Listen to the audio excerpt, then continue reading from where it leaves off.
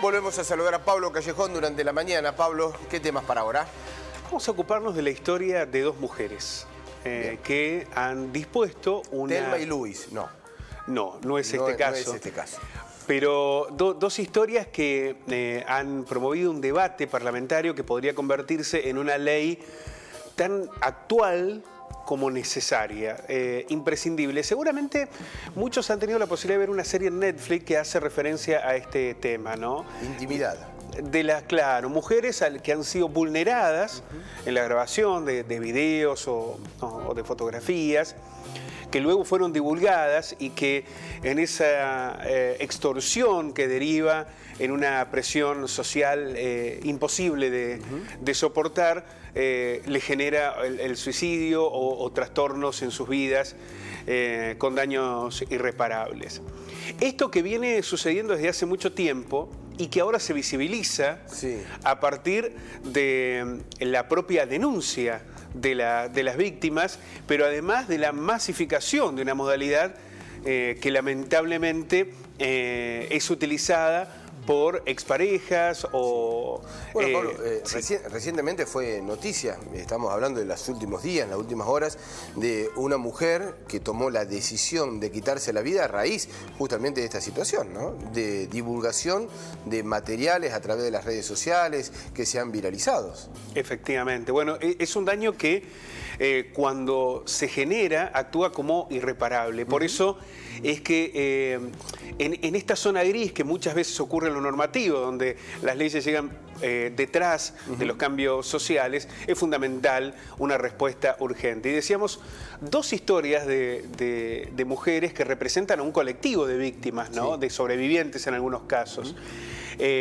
Una de ellas, una ex mujer, una cabo policial que se quitó la vida como consecuencia de esta extorsión, y también un caso que hoy es bandera en el mundo, que es el caso de Olimpia, una mexicana que fue sometida a estas situaciones de extorsión por parte de su expareja. Tenía tan solo 19 años y sin embargo convirtió ese profundo dolor y ese juzgamiento social en una lucha que derivó en una ley en México que hoy se impone en muchísimos estados mexicanos y que busca ser la medida desde dónde partir, la matriz desde dónde partir para la normativa en la Argentina. Pero vamos a hablarlo en detalle.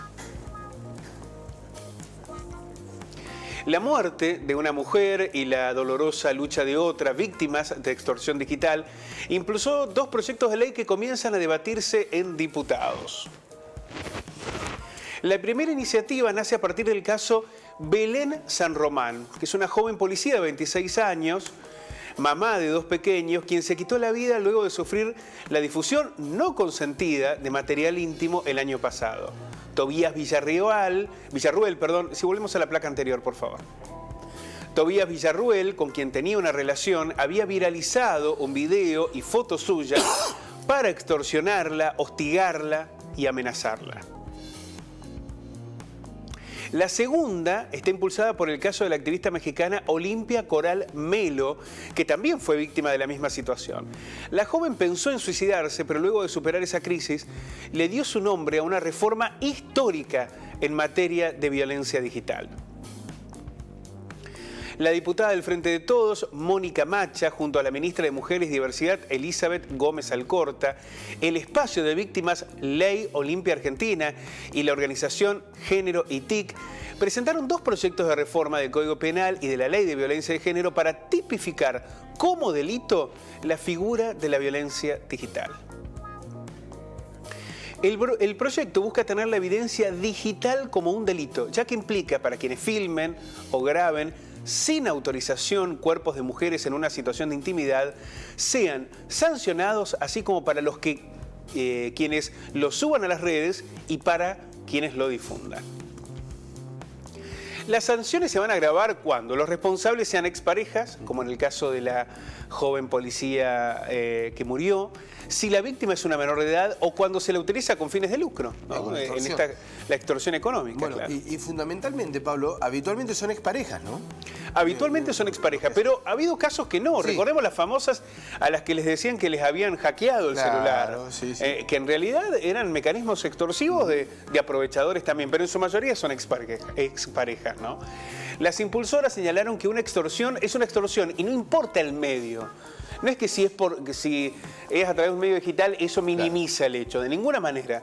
Como suele suceder en los temas de violencia de género, cuesta mucho que los funcionarios judiciales o estatales tengan capacidad de escuchar que en esta práctica hay una extorsión a las mujeres y a los colectivos LGTBI indicaron. El proyecto de la denominada Ley Belén, por la joven policía que murió, busca la incorporación al Código Penal argentino de los delitos de obtención. Acá vemos la cuestión de la obtención.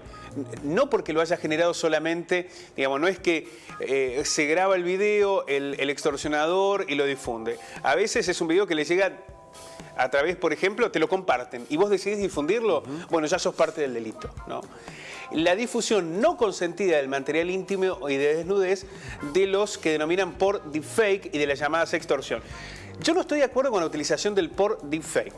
Porque así como está mal decir pornografía infantil, porque no existe la pornografía infantil, existe el abuso sexual infantil, tampoco existe la pornografía de adultos cuando ocurren estas cosas. La pornografía hay un consentimiento y una divulgación de hechos pornográficos. Sí. Y aquí no es esto lo que está ocurriendo. No. Acá son hechos de abuso sexual, o de un hecho de la intimidad de la víctima que nunca buscan adquirir ese carácter pornográfico, por lo cual no está bien utilizado el término pornografía, aunque se utilice vulgarmente, ¿no? Sí, y vos vas, digamos, me parece a lo profundo, pero también tenemos palabras, ¿no? Lo de abuso sexual, distintas palabras en castellano también como para estar calificándolo, ¿no? Absolutamente. Lo que pasa es que se copia y pega mucho. Se copia y pega mucho, ¿sí? Hasta en estas situaciones. Vamos a ver la trama.